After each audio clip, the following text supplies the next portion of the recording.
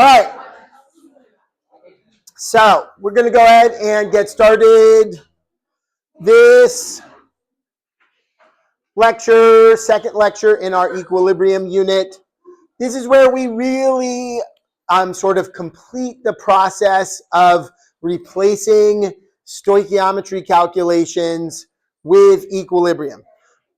Our goal was to predict the future.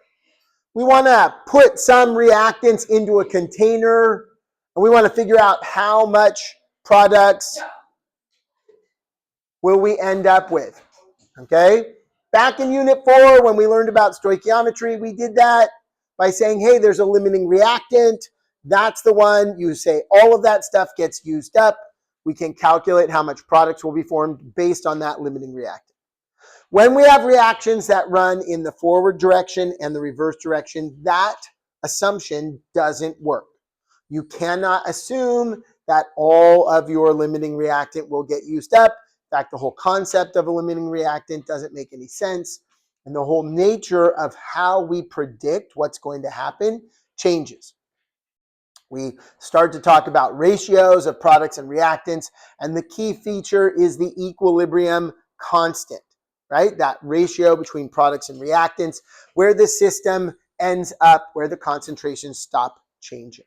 So today we're going to look at how can we use that concept, that equilibrium constant, and the ice tables, ice diagrams, ice boxes that we've been learning about yesterday that we started are going to be the key feature here, okay? But before we jump into that, I want to show you a little trick for getting rid of all of the ideal gas law calculations. Like on the two worksheets that we've done so far, there's been a ton of, hey, here's a pressure. You have to convert it to a molarity because equilibrium expressions are in terms of molarity, right? So what we have learned so far about equilibrium expressions is that, K is in terms of the molarity of products over reactants. We've seen it sometimes listed as Kc. You'll see Keq as another way.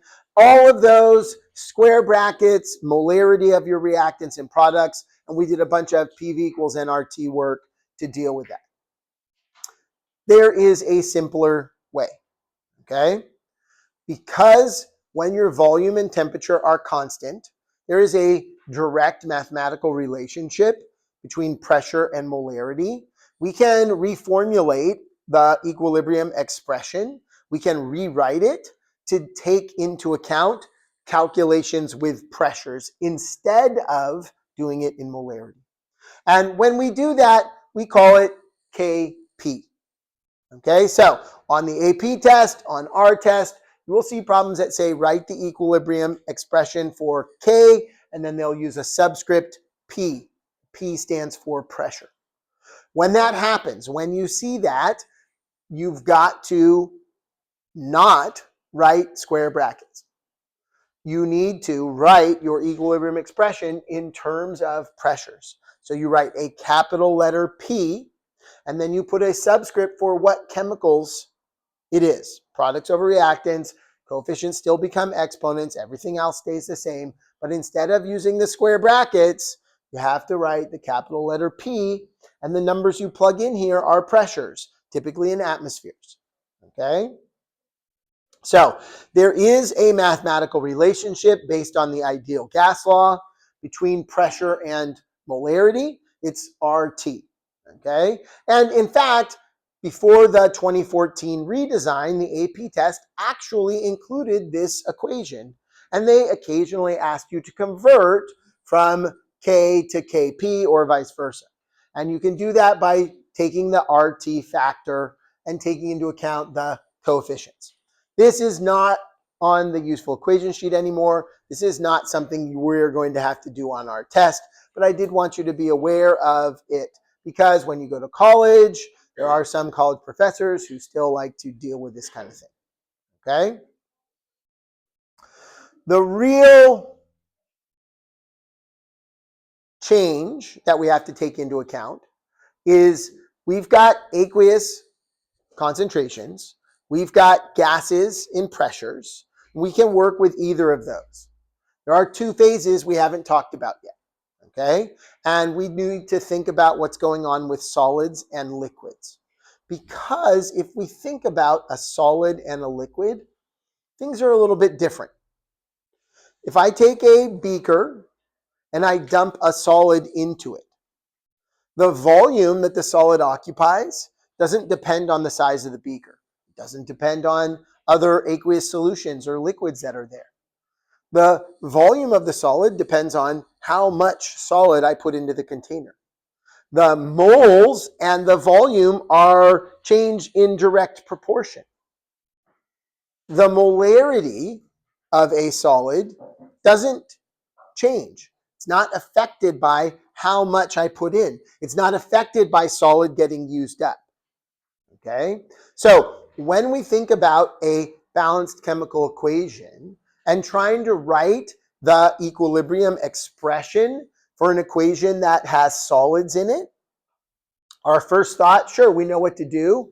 The concentration of calcium oxide and carbon dioxide, my products, divided by the concentration of my reactants, the calcium carbonate, right? And that's what you would do before right now.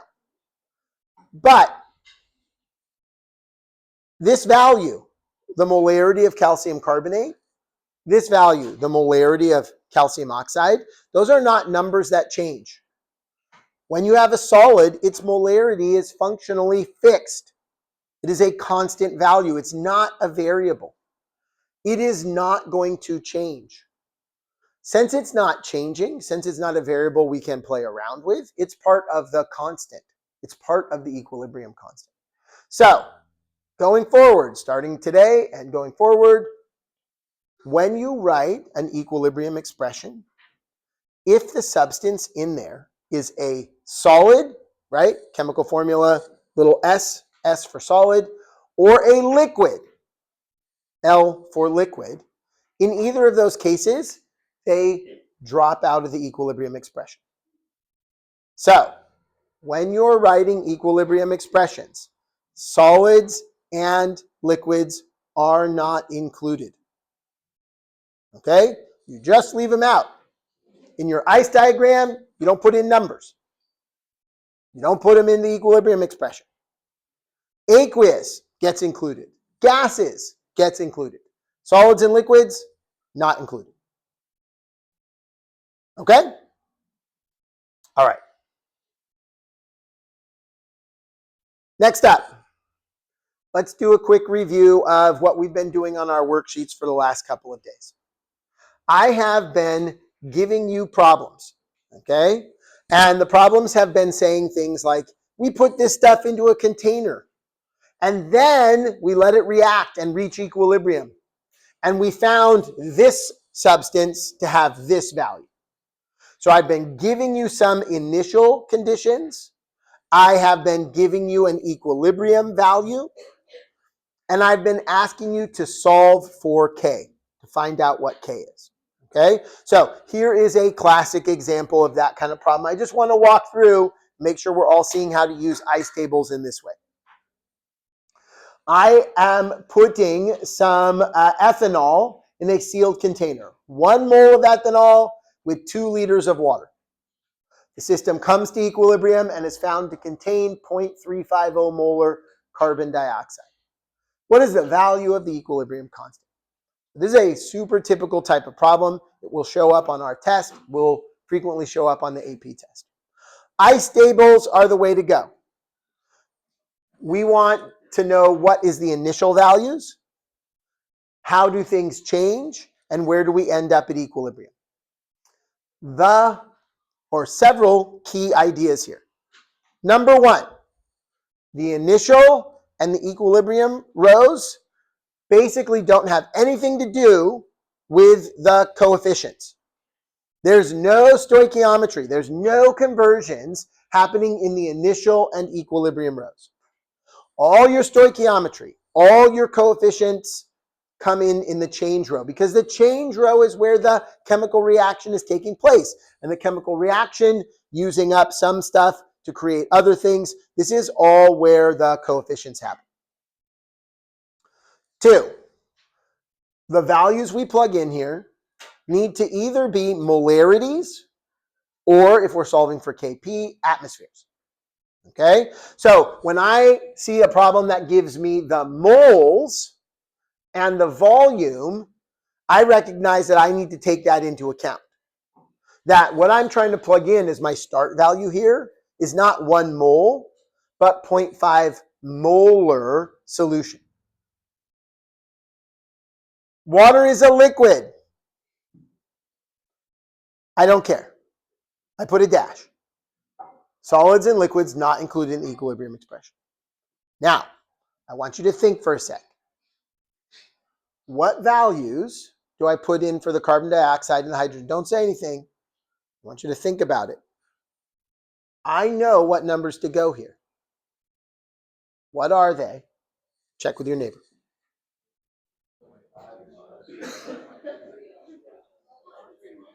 Oh, you can do story. Or, yeah, right? Yeah, you can do story. 1 to 1, 2 to 5, 1 to 3. So it's 5 to 2. I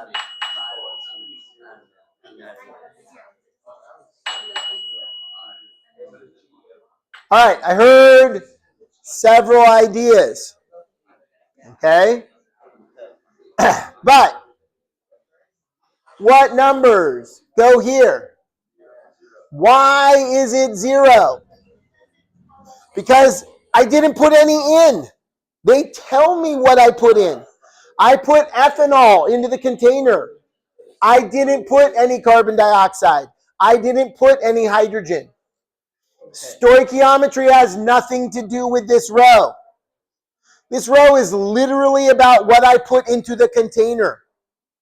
Okay, the problem will tell you. The balanced chemical equation, no reference, not useful. Only thing useful here is what they tell us they put in. All right. At equilibrium, we get 0.350 molar carbon dioxide. That, of course, goes right here, right? That's going to go in this value because our goal here is to get the equilibrium concentrations of all of them. So if I've got 0.350 here, what I need is to figure out the value for hydrogen and the value for ethanol. Those are the values I have to get to. All right? This is the way I'm going to get there. If I started with 0 and I ended up with 0.35, what does this change have to be? It's got to be plus 0.35. 0 plus 0.35 equals 0.35. Now, here's where the stoichiometry happens. This is the magic. If I make one of these, how many of these do I make? So if I make 0.350 moles of this stuff, how much of this stuff do I make? You are doing a little stoichiometry question. Like in your head, what's actually happening is it's a 1-to-3 ratio. I take this value and I multiply by that 1-to-3 ratio. The change row is where the stoichiometry happens. The change row is where the coefficients come in. Okay, you've got to take the coefficients into account. 0.35 times 3 is, of course, 1.50. For every 1 carbon dioxide that I create, how many ethanols do I use up? 1. So I know the number is going to be 0.35. What's the difference between creating and using up? Yeah, it's a minus. I'm reducing the amount I have. So this change value has to be stoichiometric, take into account the coefficients, but it's got to be opposite in sign because we're using up ethanol to create these guys. Now, which side is positive and which side is negative depends on what you put into the container and the equilibrium constant. We'll talk a bit more about that in a few minutes.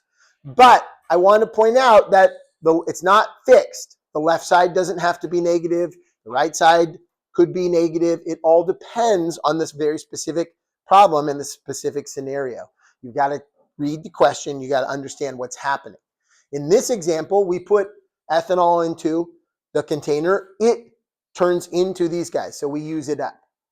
0.5 minus 0.35, right? That's our 0.150. Now I've got all three equilibriums. I plug into my equilibrium expression, right? I don't care about the water. I just put dashes here. It's a liquid. It's not part of the equilibrium expression. I substitute into the equilibrium constant. I do the math. I get the value. So this is one category of equilibrium problem. They gave me in some initial amounts. They gave me an equilibrium value. They asked me to solve for K. They asked me to solve for the equilibrium constant. This is not predicting the future. This is running an experiment and measuring what happens. We want to be able to predict the future. We want to know if I put this stuff into the container, how much will I end up with? Okay? That is by far the most common kind of question. To do that, the problem has to tell you the equilibrium constant. So if there's a problem and they give you the equilibrium constant and they give you a bunch of initial values, this is that problem. This is by far the most common kind of problem. We know the initial amount of everything. Okay? We're going to set up an ice diagram. But instead of everything being numbers, we're going to have a variable, x. Okay? How much changed? That's going to be the key thing. But before we can get to that, I need to know which side is positive and which side is negative. Okay? If I put 1 molar of all of these guys in, to reach equilibrium, do I need more products or do I need more reactants? And this is where our handy dandy reaction quotient comes in. Remember, the reaction quotient is the same ratio, products over reactants. It's that same ratio, but it's at the initial conditions.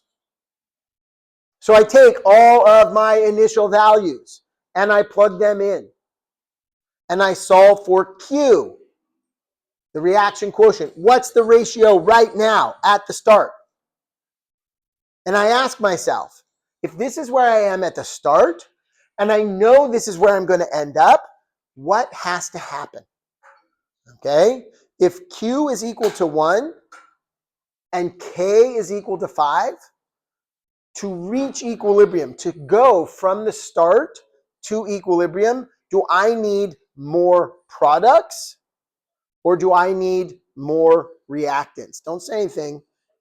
Think about it for a sec. Check with your neighbor.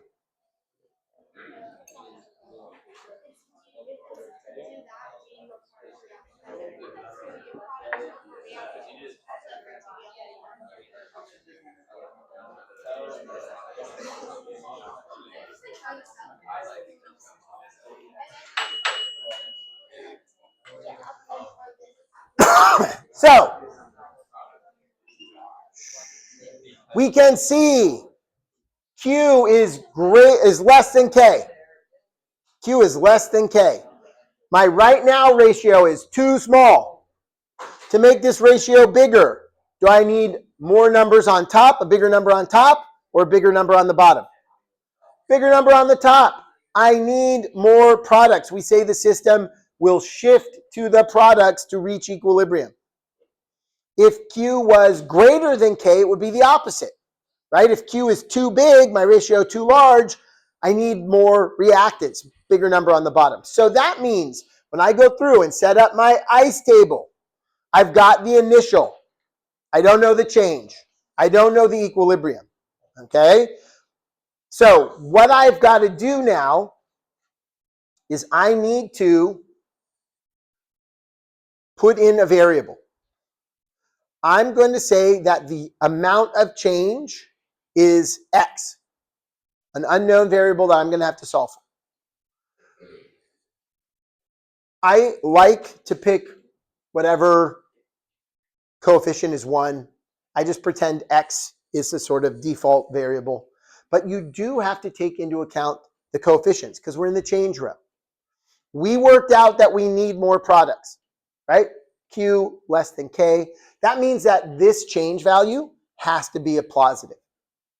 If I say this is X, that I need to create X amount of hydrogen, how much carbon dioxide will also be created? It's got to be X. It's a 1-to-1 ratio. Okay? What if there was a 2 here? That would be 2X. Okay? That would be 2X. By default, the way you should set these up is that these X values in the change row should always be X times the coefficient. It will make everything a lot easier if you do it like that. Okay? And that way you won't have to deal with fractions. What is different between the product side and the reactant side? Yeah, if I am producing, if I'm creating these guys, where are they coming from? They're coming from the reactants. So it is still a 1-to-1 ratio. This is going to be minus X and minus X. Okay? Again, if there was a 5 here, this would be minus 5X. The positive and negative, we worked out based off of the Q value, the reaction quotient, figuring out which way it will shift. All right? So that's how we knew that the products were positive and the reactants were negative. Because it could very easily be the other way. That's absolutely fine because products and reactants just mean left and right. They don't tell us what's being created or what's being consumed. Okay? Now, initial plus change, right? And so I have all of these equilibrium values in terms of X. I know the equilibrium expression. The problem gave me K. So I know that the equilibrium concentrations of my products divided by my reactants is equal to K.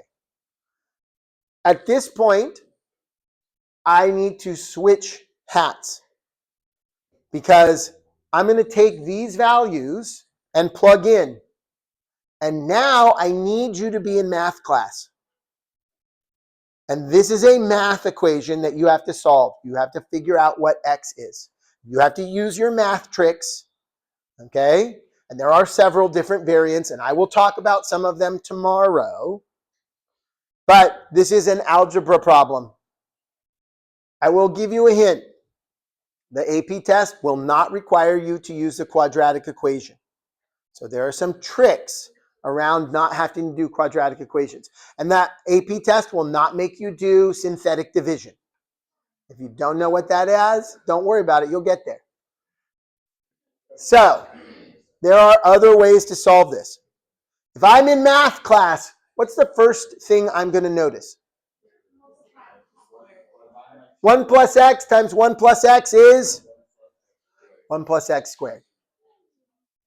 1 minus x times 1 minus x. And then I say to myself, hey, wait a sec.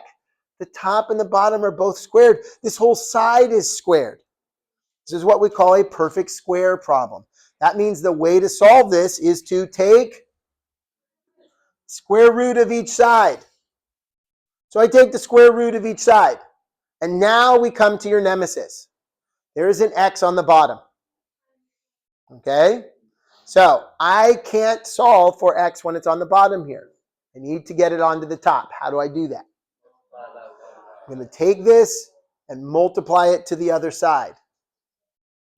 And now 2.26 times 1 minus x. How do I?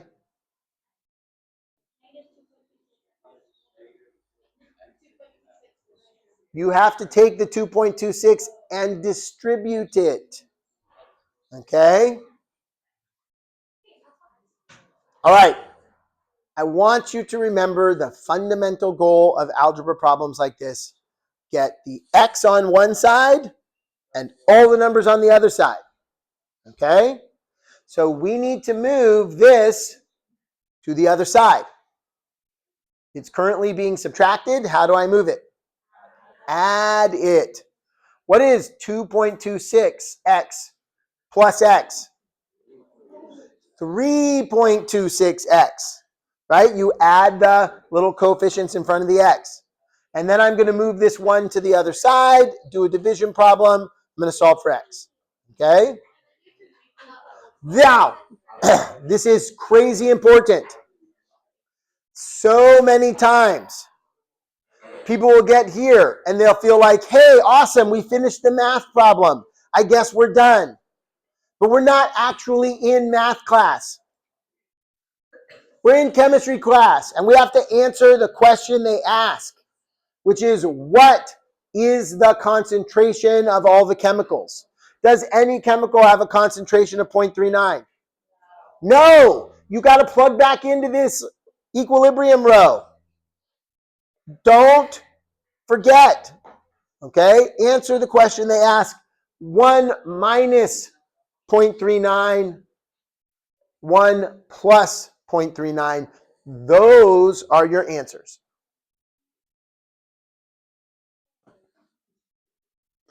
The key to doing these problems is recognizing which of the two types we're doing.